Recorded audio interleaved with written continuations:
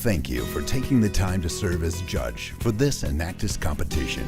Your role is an important part of the competition process, as your evaluation will help decide which teams most effectively fulfill the Enactus judging criterion.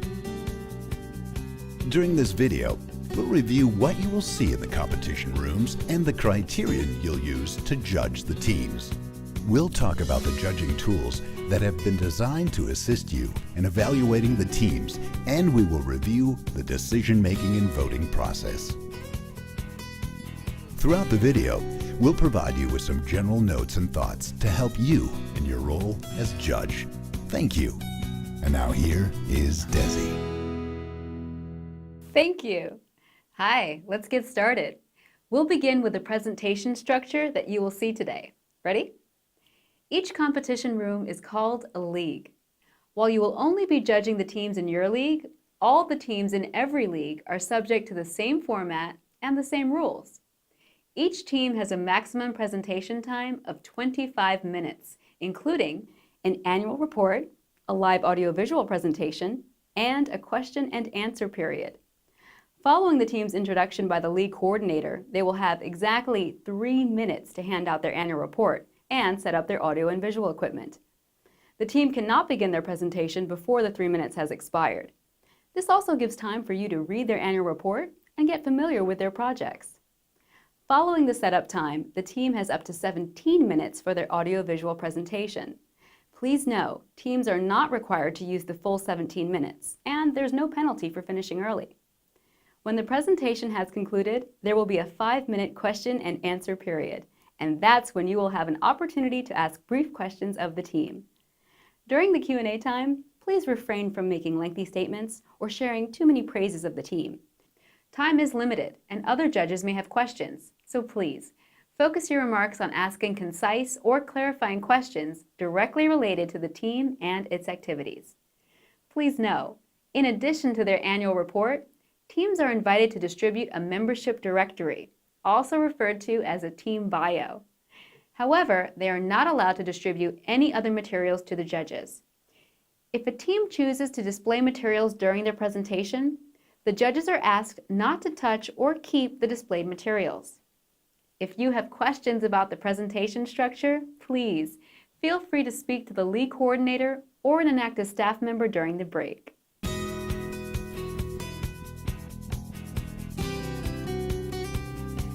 Every Enactus team worldwide works within the framework of this same criterion, which reads, which Enactus team most effectively used entrepreneurial action to empower people to improve their livelihoods in an economically, socially, and environmentally sustainable way. This criterion is the sole basis upon which you will evaluate the teams. While it is a single sentence, we have segmented the criterion into 3 parts to make it easier to understand. The first part speaks to entrepreneurial action. This element refers to the approach that Enactus teams take in carrying out their projects.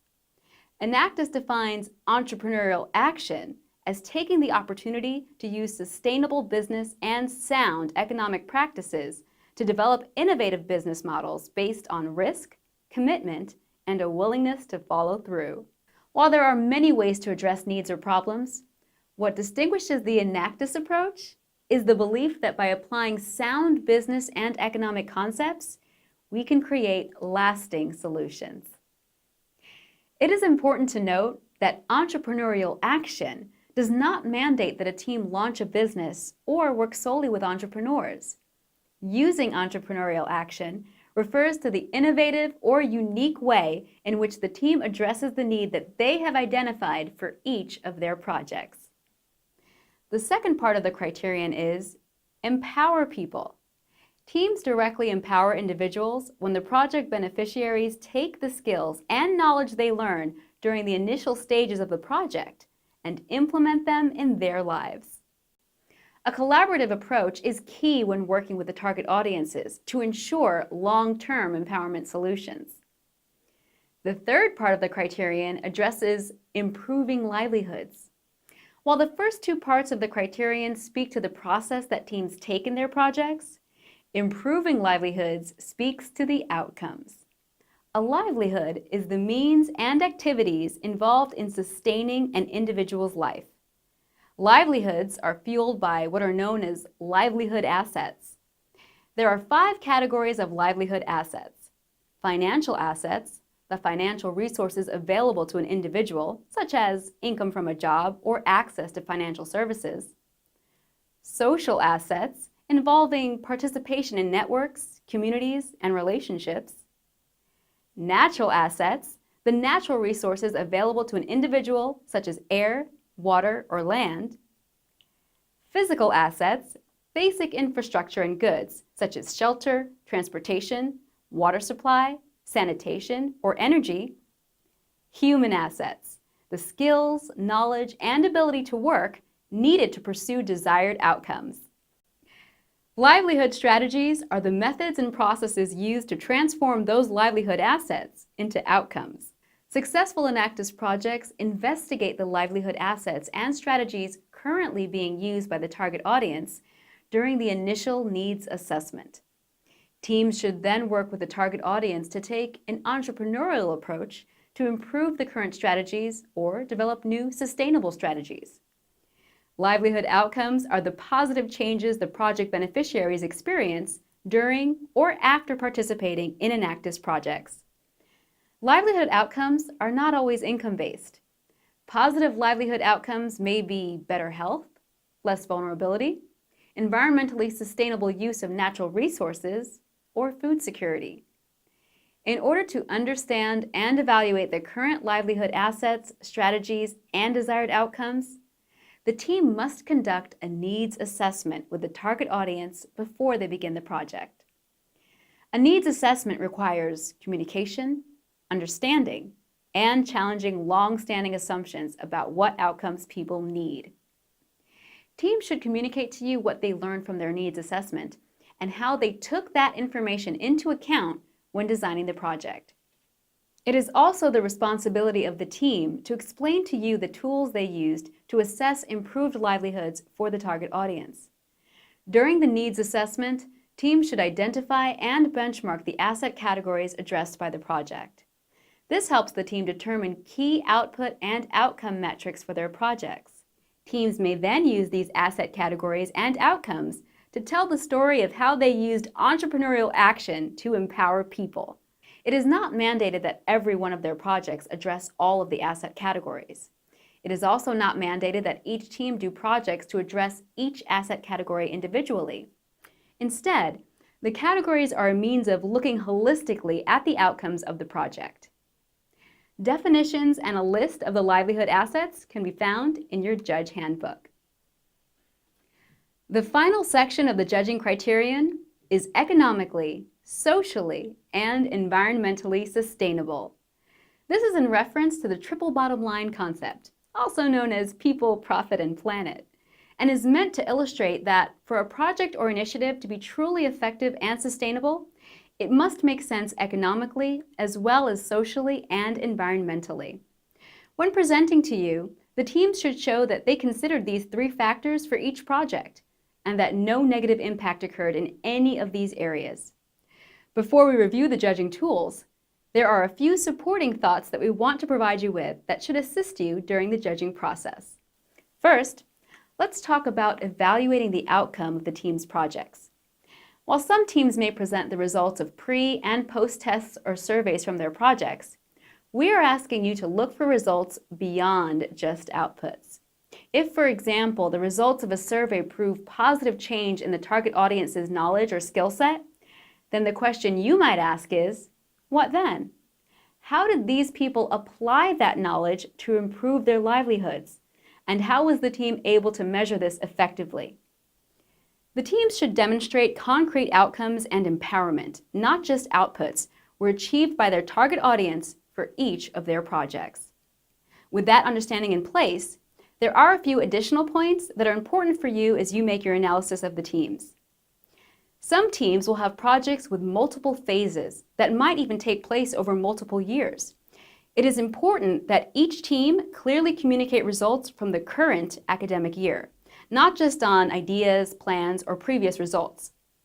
Projects that clearly demonstrate improved livelihoods should be evaluated significantly higher than those whose full impact has yet to materialize. It is not uncommon for teams to collaborate with other organizations on projects. It is very important that the team clearly define who they collaborated with and what the team role and contributions were. Teams should clearly report to you the degree of impact they can legitimately and fairly take credit for. Teams are not required to conduct international projects. Although it may be impressive to see that some teams are able to impact those outside their home country, international activity should not automatically warrant the team additional credit in your evaluation. Your focus should always be on the relevance, depth, and meaningful impact of the project, regardless of it being international or in the team's home country. And finally, we strongly encourage you to seek clarification during the question and answer section if you feel any aspects of the team's projects, partnerships, and/or outcomes are not clearly defined in their annual report or live presentation.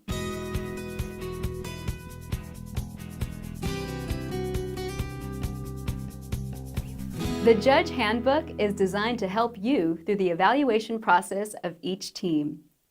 Within the document, you will find information on the competition process, the Enactus judging criterion and definitions, individual team evaluation forms, and a cumulative evaluation form.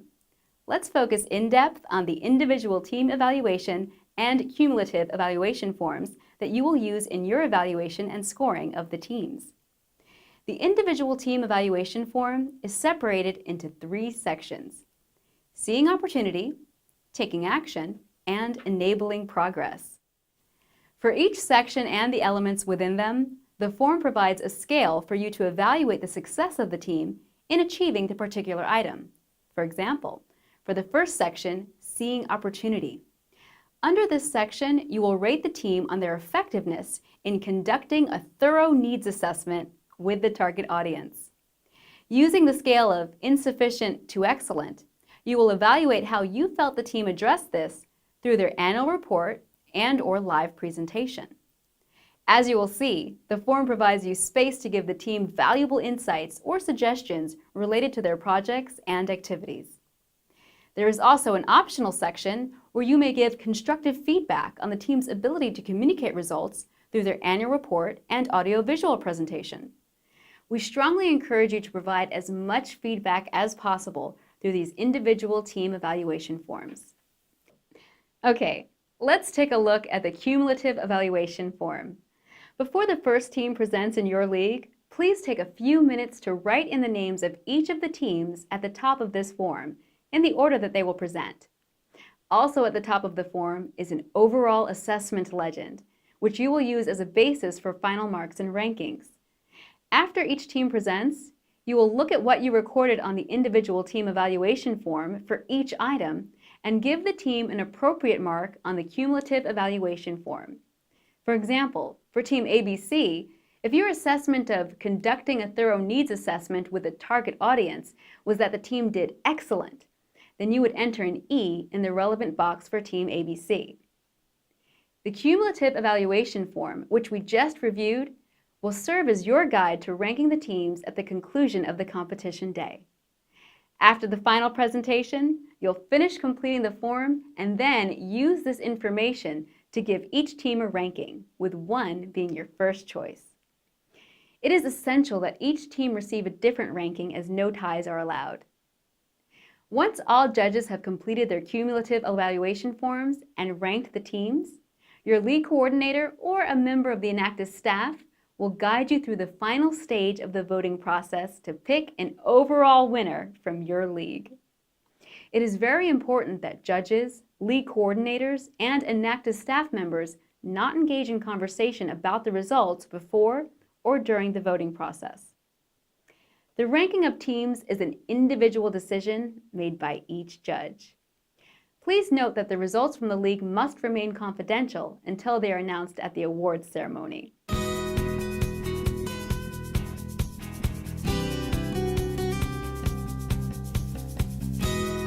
So, we've covered the presentation structure, judging criterion, judging tools, and voting process hopefully you are now feeling very comfortable with the role you will play as a judge of an Enactus competition. Just one final thought for you as you prepare to serve as a judge. You'll most certainly see some teams today with very sophisticated presentations that use the latest in print and electronic technology. While presentation excellence and creativity is encouraged, it is your responsibility as a judge to look past it. And just remember, your sole evaluation as a judge is simply, which Enactus team most effectively used entrepreneurial action to empower people to improve their livelihoods in an economically, socially, and environmentally sustainable way. We're grateful for the time you are taking to serve as a judge. I will turn it back over to the Enactus representative leading this orientation for a few details about the day. So, thanks again. I hope you enjoy your experience.